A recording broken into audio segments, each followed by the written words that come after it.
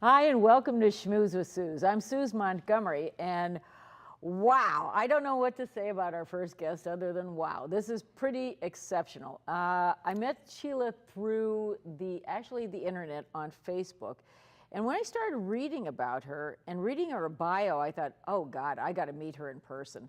And then I thought, well, let's get her on the show. So I asked her if she'd be interested, and she said yes. And she brought some samples, so I want to invite you to meet Sheila Lowe, who's a handwriting analyst and author, and handwriting examiner.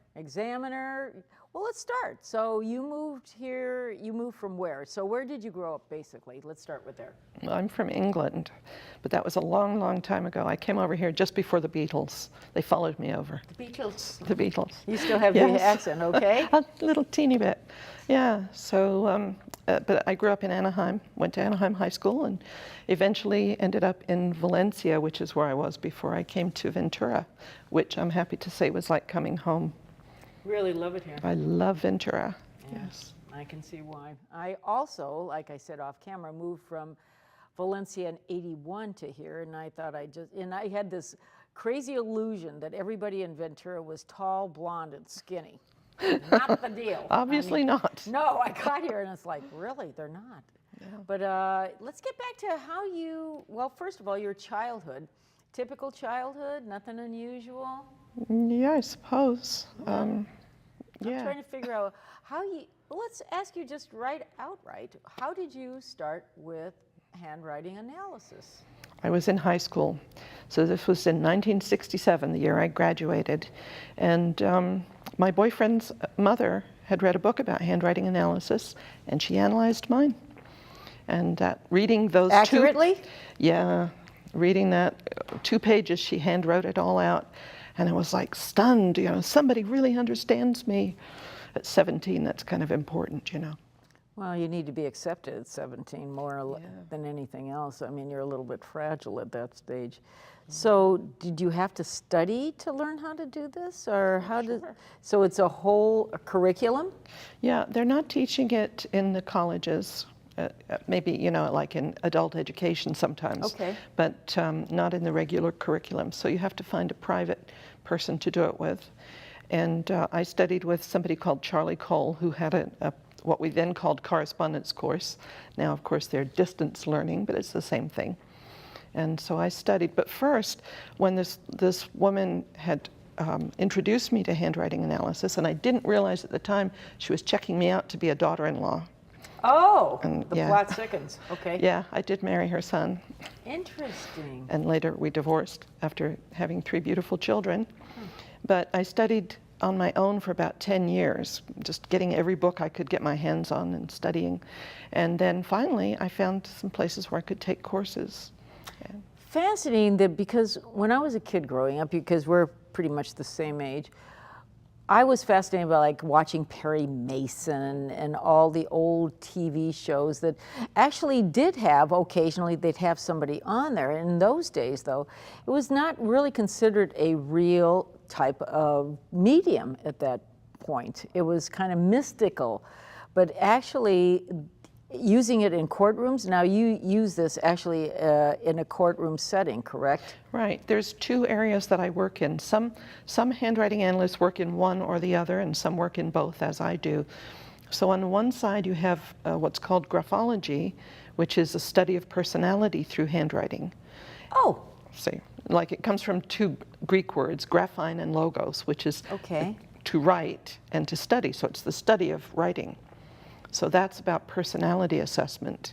So I do that. I like working for companies who are hiring and making sure that they're getting the right person for the job, things like that. And then on the other side is handwriting authentication, where I go to court and testify in cases of forgery. What a fascinating career.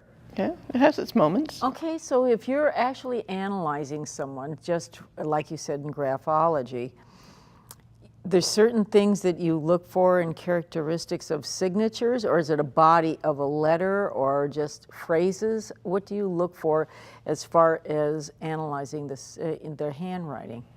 Well, the size of the sample to start with, Okay. the more is better. And to look at just a signature, it's like if I showed you a picture of somebody's nose, you know, like how much can you see? Correct. That's kind of how it is just looking at a signature. You can see some things, but you need to compare it to the body of writing to determine the truthfulness of the signature. If the signature is very similar to the rest of the writing, you could say generally what you see is what you get. Okay. But if it's very different, then you have somebody who's different on the inside. The signature is pretty much what you show to the world. It's like the cover on a book. And inside may be different from the outside. Well, for example, I'm thinking for one specific example of like Jan Hancock, everybody, you know, in the signing of the Declaration, his signature was so much larger than everyone else. So looking at that, you would be able to analyze more like a personality traits. Well, the legend of John Hancock is that he signed his name big and bold so that King John wouldn't have to use his spectacles to read it. Interesting. And okay. Let me get it right, the Writing Instrument Manufacturers Association started National Handwriting Day back in the 80s, and they used John Hancock's signature, you know, sort of as a representative. They celebrate it on his birthday. So January 23rd every year is National Handwriting Day. I didn't even know we had one. So, and then you belong, we were talking about this off camera, you belong to I guess it's a whole cadre of people that actually do this. I mean, so you go to conventions, and I'm just blown away by this. I didn't realize it was that sophisticated. It's not a huge group, but I am the president currently of the American Handwriting Analysis Foundation, which is a 50-year-old nonprofit educational organization. And we have conferences, and we have online meetings, so make it easy these days for people to attend. Do you constantly learn? Sure. Are you constantly learning something new? Yes. A couple weeks ago, I was working in San Francisco for Adobe at one of their conventions, and a lady sat down and gave me her handwriting to analyze, and there was some features in there that I had never seen before. And trust me, I have seen everything. How but dramatic. Apparently not. I mean, did that astound you, shock you, or? Well, it surprised me, yeah. But as I talked to her, I could understand how it fit in. I mean, I'm not psychic. People sometimes ask me if I'm psychic, but everything that I say about a handwriting is based on scientific principles, and I can back up what I say by pointing to the handwriting. And this is used in a courtroom. Sometimes the graphology part is Yes. used very rarely, but I have qualified to testify about behavior. Very But interesting. there are precedents in 10 states at least. Well, I looked you up on the internet, you know me, Google search here, and you actually, the one that I got a big kick out of was the 2016 presidential candidate signatures. And you brought some samples. So let's talk about what you brought, because I'm kind of fascinated by this, and one in particular. So let's go from the highs to the lows, or the lows to the highs. Okay, well, I didn't bring the candidates except for the winner. But you had asked me about Richard Nixon. Yes. So shall we start with him? Yeah, let's start with Richard Nixon. Boy, topical today. Well, Nixon's writing is interesting because of the extreme left margin, and it pulls to the right. Everything in handwriting is symbolic, and the left side of the paper represents the past, and the right represents the future. So what this is telling us is that he's pulling away from the past. He's rushing towards the future, although he's pulling in also from the right. So there was a lot of concern. Basically, it's a paranoid writing. Wow. Which probably won't be a surprise. Well, that's not a big surprise to anybody. No. But it's interesting. I notice it's very cramped almost as well. There's no flourishes, is that? Well, simplification in handwriting is a good thing. We don't want to write the way we learned in school. Okay. Because that's like riding a bicycle with training wheels. There's lots of extra strokes that you don't need. And so we cut them off and make the handwriting more simplified. If we think fast, a person who thinks slowly can't write fast. And it's hard for a person who thinks fast to write slowly. So what we do when we write fast is to cut off the unessential details, like extra loops. So like clipped, more or less, clipped writing. yeah, I mean, there's a whole spectrum, of course. But I think one of the other interesting things about Nixon's writing is the extremely long T-bars, the T-crossings. They go away. And this is after he left office. Before when he was in office, they were much longer. And people who have extremely long T-bars, in general, I'm just generalizing now, they get things done by their willpower. They really know how to direct other people. Interesting analysis. He was very strategic. Boy, you could read a lot into that one. Okay, who else Much did you more, bring? but we're just kind of looking at a little overview. Okay, well, let's just get right into the president. Here we go, guys. Buckle up. I don't think I can say anything that will be a surprise, but I'd like to point out the difference between his signature and the rest of his By the way, writing. this is Donald Trump. Yes, this is Donald Trump. Anybody, I mean, he's very consistent. I started looking at his handwriting in 1992. So anything I say now is still, I mean, I was saying then, so it's not just because of what I've seen and disliked in the past couple years. Okay, so in 92, has it changed dramatically? It's No, still consistently it's the same. exactly the same. He has not changed. Right, and remember I said that when you have the signature different from the rest of the writing, what you see is not what you get. The person is different in what they show to the world than who they are inside. So what would you get out of this one? Well, the signature, actually it looks like Heinrich Himmler's signature. Oh, that's a great really- analogy. Okay. That's on my website and you can see for yourself. Oh, geez. But Another sterling cast you of know, characters. he's going like this. It's extremely rigid. There's no softness in this signature.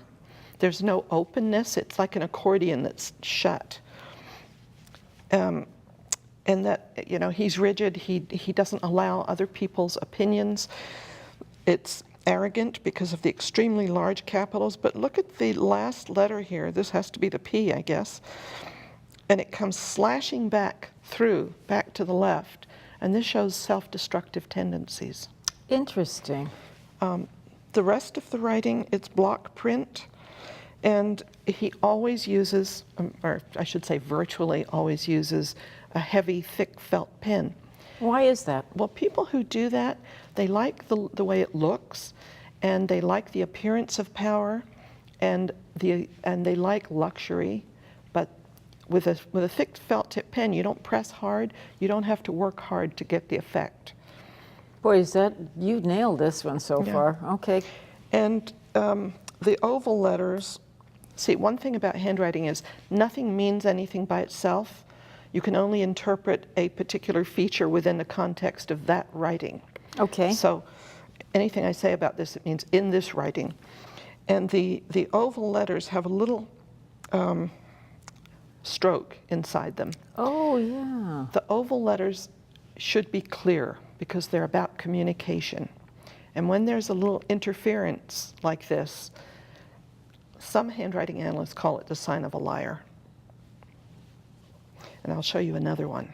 This is interesting to me because of its, not only is it bold, but it's at a slant, and I'm sure that probably means something too, but I can see that little mark inside like the O, which comes straight down, and it's pretty consistent throughout this document. But what's disturbing to me, and as I watched the president, I'll just call him Trump for all, you know, because it's hard for me to get that word president and Trump all together.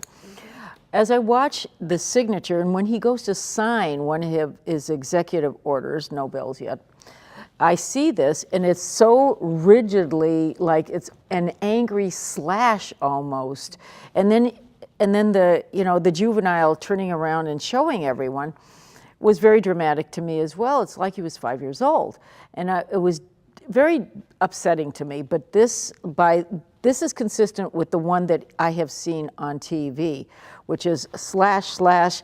Although it's somewhat even in the balance throughout the middle, and it's hard to even interpret this as a signature.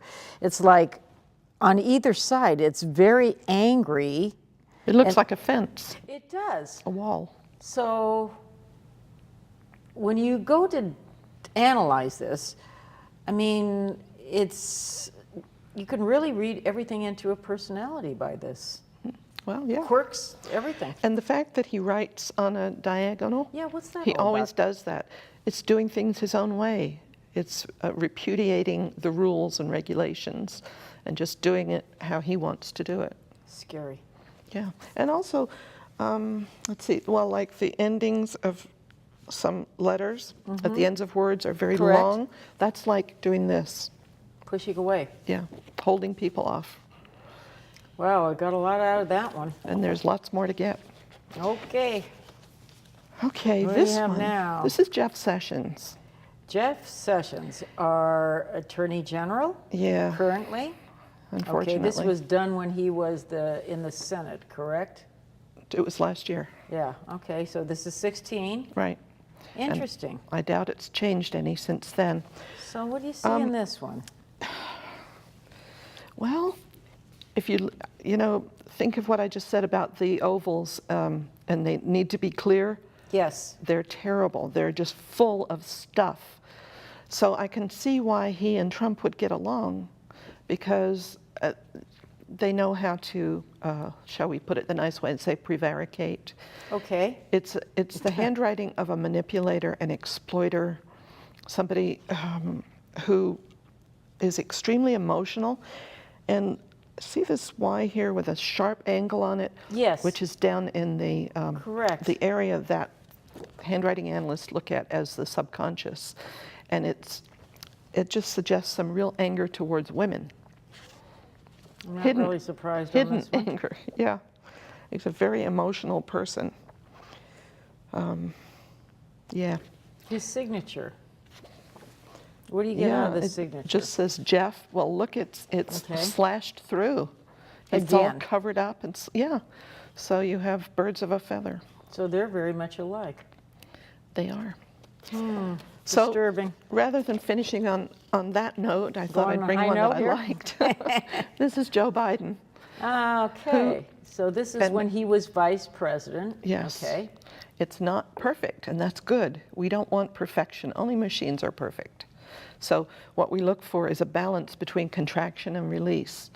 And he has a good balance, and it's also highly simplified. So he's a quick thinker. He can make changes of direction easily. One thing, let's see, notice the very big loops on some of these letters. I think that's a D. And that big loops are like containers for emotion. So he's very emotional, very sensitive. He gets his feelings hurt easily. So he needs to walk around with a big pillow around him to save his feelings. Easy to read his handwriting, as Yep. opposed to the two that you just showed me previously. It was difficult for me to read because of the style it was done in. Now this one's easy to read. So again, open. Open and a little impulsive, which we know is true of him. It doesn't hold back a lot. It's a little more released than contracted. Actually, it looks quite a bit like Hillary's writing. Oh, I you didn't bring hers, didn't but- bring a Hillary, but No, it's on my website though, if which anybody's I did interested. see it, and Yeah. I was fascinated by your website. So we'll put your website on there so everyone can see this. You did something on here that really intrigued me: how writing influences your brain. So I have students that I teach on my day off. They're average aged of about 85. I've got them currently handwriting. They are writing their own obituaries. It's one of the classes that I teach. And it's fascinating for me to see their handwriting. Now, you have to realize they're 85 years old, but I would imagine some of their handwriting is very consistent. And this one student I'm thinking about, she worked in Washington, D.C. Her husband was in the military, and her job was I believe she ran all the embassies for the U.S. government. And she's got extremely good handwriting to this day. So again, I was able to look at her handwriting and read it. But some of my others, maybe it just be age or infirmity, it's difficult to read. How much, on that note, what I'm trying to get across is how much changes over the period of a person's life as far as aging goes and reading into their handwriting? Is there any kind of correlation with that? Well, it's a very individual thing. It depends on the person's physical, mental, emotional health. Okay. So, yeah. Any consistencies? Well, it's really hard to generalize. You can Okay. have somebody who is 85 and very strong, and their handwriting is strong. But if you have physical conditions, physiological changes show up in handwriting. Okay. So yes, there will be an effect, and your handwriting changes as you grow and change and have various experiences throughout your life. Interesting again. But some people are remarkably consistent throughout their lives, and some people are very changeable. So it's really an individual thing. How fun, though. I'm fascinated by this. I want to talk about your books. You're also an author, and I'm looking at six different titles here. Mysteries? These are mysteries. I have 2 books published about handwriting, The Complete Idiot's Guide to Handwriting I Analysis. got to buy this one. Okay. And Amazon? Yeah. Good. Okay. And Handwriting of the Famous and Infamous. Oh, that's even better. Okay. So, I'll be able to read somebody's handwriting? Well, the Idiot's Guide is like a basic course, but these are my mysteries, and they're about a handwriting expert. And people tell me that they learned something about handwriting analysis just from reading them. You are so multi-talented. I'm just like blown away. You did bring up one thing that was off camera that really, I don't know if you want to reveal this, about your daughter. Yeah. In 2000, my daughter was 27, and she had met a guy he was 34, a federal agent, and she brought me his handwriting. He had written out a sample for me, and it had some real serious red flags in it that only a handwriting analyst would notice. And I asked him if he'd had a blow to the head. Here's one of the instances where physiological artifacts show up in handwriting, and there was indications there. So I said, did you ever experience a blow to the head? And he said, yes, I was hit in the head so hard I was almost blinded. This was on the job. And he drank a lot, and my daughter drank a lot too. And it was just kind of an explosion waiting to happen. And I talked to them about the problems, the fact that he was an authoritarian personality. He needed to be in control, and she could not be controlled. I mean, when she told me once, I've known what I needed since I was 6 years old, you should just let me make my own decisions. And of course I said that was not my job. Right. But we discussed the problems, and of course she didn't listen, and he moved in with her, and within a year he had killed her and himself.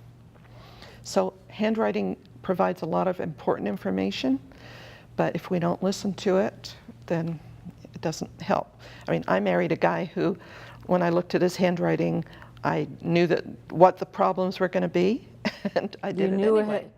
Well, you know, your heart can't always make good judgments. But it's interesting that, you know, I'm just fascinated by the medium that you work in, because it provides information for people. But it also is, I would imagine, I mean, do you just, as a rule, if you see someone's handwriting, do you just kind of like, if you look over their shoulder, you're like, oh, yeah, okay. Sure. It just kind of follows suit that you just kind of do this, you know, for information. Mm-hmm. Well, you know, after doing it for 50 years, it's kind of second nature. It spills over into your everyday life. Yeah, and there's 2 different kinds of handwriting analysis. There's one called the trait stroke, which that group is empirical, atomistic. Like they look at the individual little pieces of handwriting and they build up a picture of personality. I don't do that. I use the Gestalt Method, which looks at handwriting like a picture. Spatial arrangement on the page, the letter forms, which is like equivalent to the font, and the writing movement, which includes speed and pressure and rhythm and lots of things like that. So learning the Gestalt Method, it's kind of more intuitive. Once you know the principles, you just sort of get it. I'm just so fascinated by what you do. I'm grateful you came on today. Thank you for being a part of this today. I've got to get your book, so everything's on Amazon? Yes. Okay, Sheila Lowe, wow. I have learned a lot, and go and also Google Sheila's. Some of her samples are on the website of some of the candidates that ran for office last year, such as Hillary, Ted Cruz, Carly Fiorina, pretty much accurate by looking at the way they sign their signature. About not a surprise on some of these. Right. Marco Rubio's was interesting because it's just, it looks like it says mama. It looks like a big M-A-M-A. So thanks for joining us, and we'll see you next week.